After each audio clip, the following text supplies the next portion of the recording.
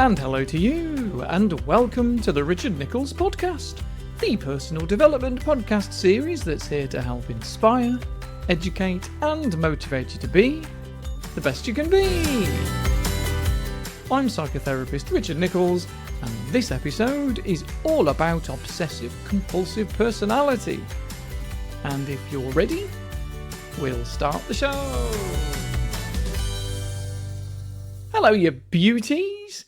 We've got another flipping bank holiday again. And if you're listening to this at the end of May, then there'll be another one.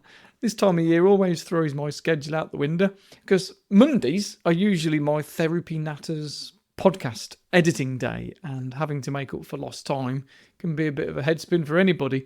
I'm okay with it. I just need to make sure that I schedule everything that needs to be done into my diary. Doesn't matter to me if I'm doing something at the wrong time to when I usually do. I'm fairly flexible, and I want to talk a little bit about flexibility today with, as I was saying, what's called OCPD, Obsessive Compulsive Personality Disorder, which is different from OCD. And I'd say OCPD is probably more common a personality disorder than borderline personality disorder or narcissistic personality disorder, and yet we hear and talk about those things all the flipping time. The thing is, most people with OCPD don't seek help because they probably don't think that there's anything wrong with the way that they behave, whereas having OCD makes it pretty obvious that there's something not right. Someone with OCD knows that it's over the top to bleach the kitchen every day, but they can't stop themselves. Whereas OCPD is when the extreme behaviours feel so natural that it's normal, and so they aren't questioned. Well, they might be questioned, but it's usually by other people, friends, family, co-workers. But the person with it, they think it's completely normal to strive for perfection and criticise even the slightest mistake. So these folks, they're not very easy to work with, and they're even more difficult to live with. So, what is OCPD? And how do we know if we've got it? Well, let me tell you a little story about a man called Jeff. Long-term listeners will know my fictitious men are always called Jeff. Apologies to every real Jeff out there, but this Jeff is a health and safety manager at an engineering firm. He has a set of rules and regulations and refuses to budge from them, even if they're massively out of date, even if they're unnecessary. So the people who work with Jeff, they find him stubborn.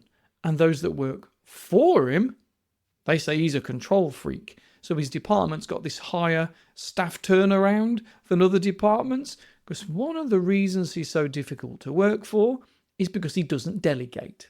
So his staff get bored, unfulfilled, and they're walking everywhere on eggshells as well because they can't live up to his standards. So he doesn't trust that others will do as good a job as him, and he ends up taking on everything himself. So he gets stressed, he gets angry, and he goes home feeling undervalued. And he's not trying to be difficult at work, because he genuinely feels anxious when things aren't done right, so-called. So he goes home full of stress, as if it doesn't matter how hard he works, it still isn't enough. And his home life is kind of the same. He likes structure, routine, makes meals with recipes to the letter, and gets angry when his wife Joan doesn't follow the right recipes or does things differently, because to him, different is wrong. If the recipe says a Romano red pepper, heaven forbid Joan uses a red bell pepper. What are you thinking, Joan? But to him, he's right. It's everyone else doing things wrong that make him stressed. It's not his fault.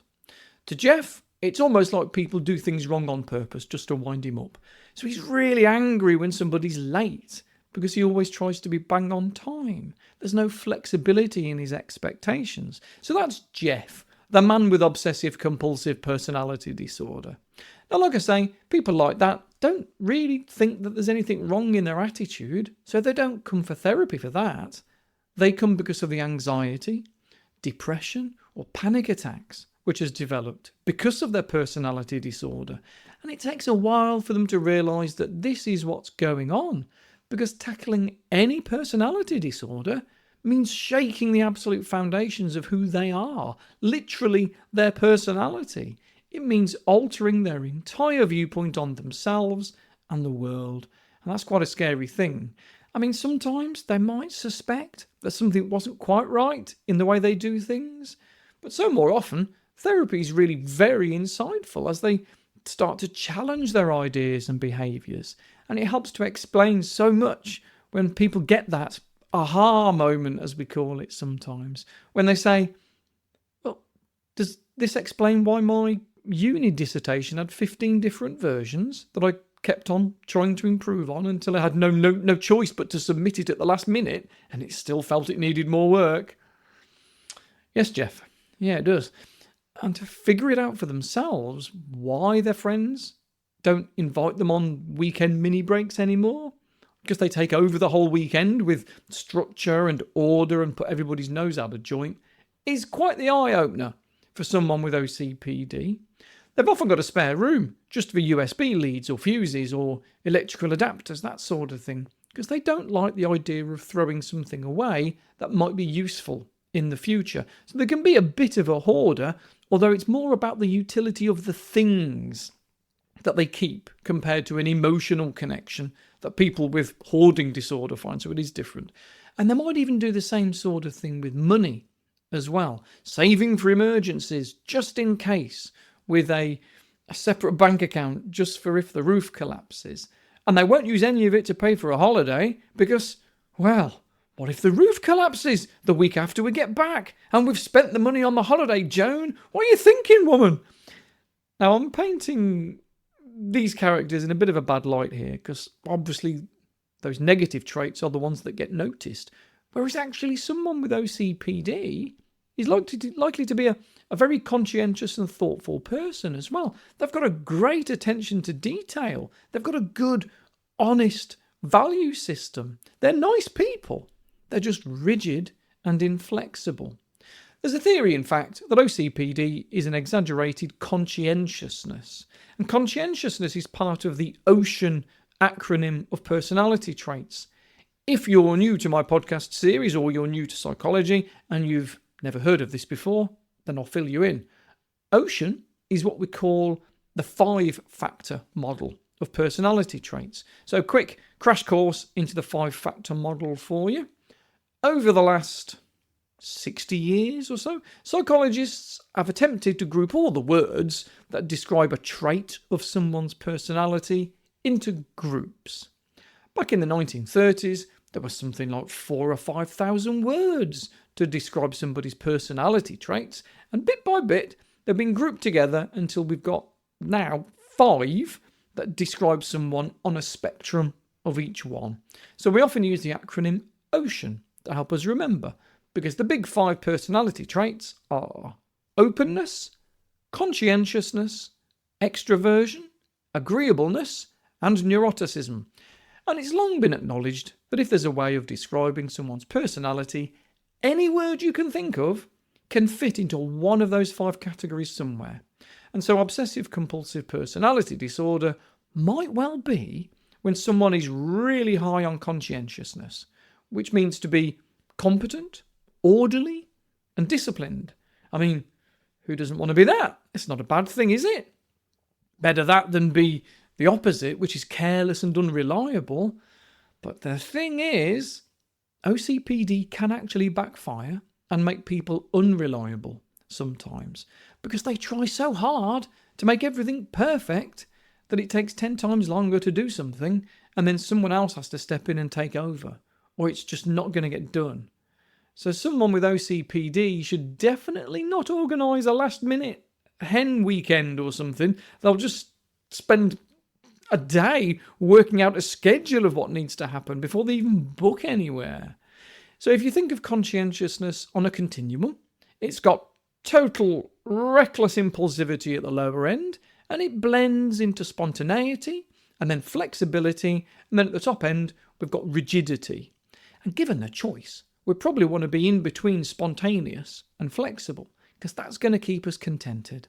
That's going to keep us happy and mean we're able to deal with whatever the world can chuck at us. But OCPD pushes us into that top end of rigidity with everything.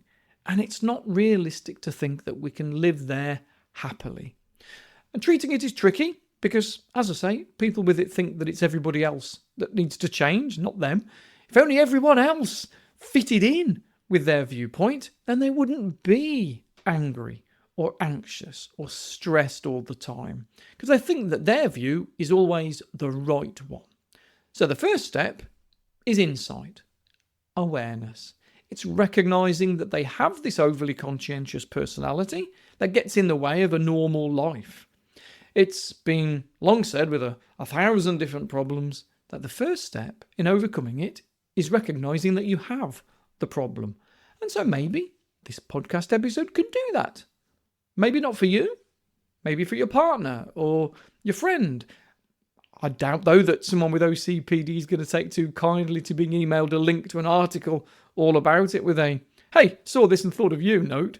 But there's probably some subtle ways of bringing it into conversation, even if all you do is say, when it's appropriate, "You know, I do worry about you, Jeff. You seem far too conscientious. I don't know how you live like it sometimes. That need for rigidity must make things really hard in a world that is so unpredictable. I don't know. Maybe that could go one of two ways." Another reason why it can seem so normal to have these traits is that it tends to run in families. Now, is this nature or nurture? Who knows? Probably both. But it could well be that someone with OCPD was brought up with a parent who was the same, and so it cements in this idea that it's normal to think that everyone's got high expectations of you, and you should worry what people think. So to bring that up in a conversation can be helpful. Things like, "You know, Jeff, you're very much like your dad sometimes. It does make me smile. And as long as you don't turn into a complete control freak like him who constantly worries about perfectionism, I'm sure you'll be fine." Now, I keep using Jeff here because although women do have OCPD, it's often thought to be more common in men, although that might just reflect on how these traits are noticed or reported. So more studies need to be done. And if there's anybody studying psychology at uni at the minute that's listening to these sorts of podcast episodes, maybe you've got some research to do here. And I've talked about having these conversations really because one of the biggest factors in someone dealing with OCPD is the support that their family gives them. Having their family involved is really, really important. And that's for any personality disorder, actually, if I'm honest. If you can find the most broken part of someone, the angriest, darkest, most spiteful part of them, and love them, not because of those parts, but despite those parts, then they can heal. And you can be proud of both of you, especially when they don't even see that what they're doing is ultimately hurting them. OCPD can sometimes get picked up in marriage guidance sessions or family therapy, and having an understanding family that can support by both accepting someone's problem and challenging them a little is really, really helpful, but they're probably going to need a psychotherapist to help them with this, to help them to unravel their irrational thoughts, their irrational beliefs, maybe even help them to learn how to repair relationships that might have been damaged, especially at work, because their work is likely to play a really huge part of their life, far bigger than is fair, because they're convinced that the place would fall apart without them, that they are the keystone to everything, holding the business together. And of course, they're not. It just feels that way. And because of their conscientiousness, they have to put in the work. They have to have an empty in tray and a clean desk. And if they haven't, well, then they obviously weren't working hard enough and so probably end up going in at weekends as well. So it is not a fun disorder at all, if there is such a thing as a fun disorder. But it can be really very nice to see somebody come through it. Now, it is hard work for them. From a self-help perspective, though, the things to focus on would be things like emotional regulation, learning some social skills, distress tolerance, actually practicing feeling out of control of situations, hence the need for the emotional regulation skills, so that needs to come first, and embracing novelty, embracing change, But once they see alternatives and can challenge their thoughts, their work life gets better. Their social life and family life improves. Everything just feels easier. It just takes a bit of time, takes a bit of patience to make it happen. So that's OCPD. And if you or someone you know needs a little bit of help with all of this, then you now know that it is possible to live with it and maybe even overcome it in time, or at least minimize the negatives of it. The therapy is very client-driven. You almost have to teach them to be psychotherapists so they can kind of therap themselves. They might even think that they know more about how to be a therapist than the therapist does, which is difficult for the therapist, but it's all because of their problem in the first place. OCPD makes people a little bit skeptical, which is why it's a good idea and why we often suggest things like journaling to help them understand a bit more about the emotions that they're experiencing rather than just intellectualizing everything. When they start journaling, you see, it starts off with a list of things that happened that day. They just describe what they did rather than how they felt. But with time, they can gain more emotional intelligence and can actually be quite diligent in doing their homework. So if a therapist asks them to do some relaxation exercises 2 or 3 times a week, they'll quite likely pull them up on it and say, well, which is it, 2 or 3? And if you tell them that 3 times would be great, but don't worry if they only do it twice, you can pretty much guarantee they'll do it Monday, Wednesday, Friday without fail. And that's not going to do anybody any harm.